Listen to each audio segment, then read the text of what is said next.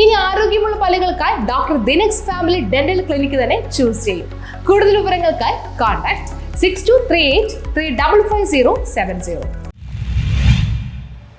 തണൽ പാലിയേറ്റീവ് കൊച്ചി യൂണിറ്റിന്റെ സ്നേഹസംഗമം നഗരസഭ standing committee chairperson Sheeba Lal ഉദ്ഘാടനം ചെയ്തു. പാലിയേറ്റീവ് കെയർ ദിനാചരണത്തിന്റെ ഭാഗമായി ഈ വർഷത്തെ പാലിയേറ്റീവ് സന്ദേശമായ സംതൃപ്ത പരിചരണം എല്ലാവരുടെയും അവകാശം ആസ്പദമാക്കി തണൽ പാലിയേറ്റീവ് കൊച്ചി യൂണിറ്റിന്റെ നേതൃത്വത്തിൽ സ്നേഹസംഗമം നടന്നു.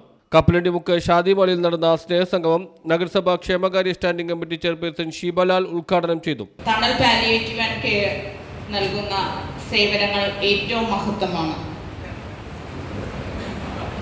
കാരണം ഇന്ന് സമൂഹത്തിൽ ഒരു വീട്ടിൽ ഒരു രോഗി ഉണ്ടെങ്കിൽ ഉടനെ തന്നെ ഞങ്ങളെപ്പോലുള്ള ജനപ്രതിനിധികളെ വിളിക്കുകയാണ്.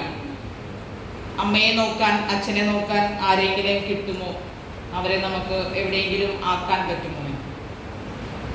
3 പെൺമക്കളുണ്ടെങ്കിലും 5 ആൺമക്കളുണ്ടെങ്കിലും 11 മക്കളുണ്ടെങ്കിലും ഇത് തന്നെയാണ് സ്ഥിതി.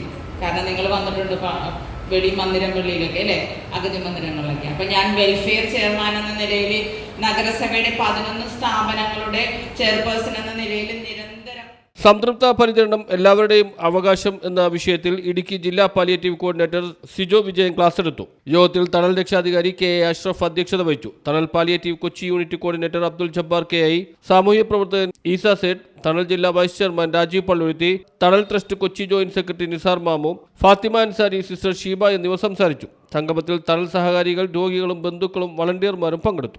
News bureau, Mattancherry.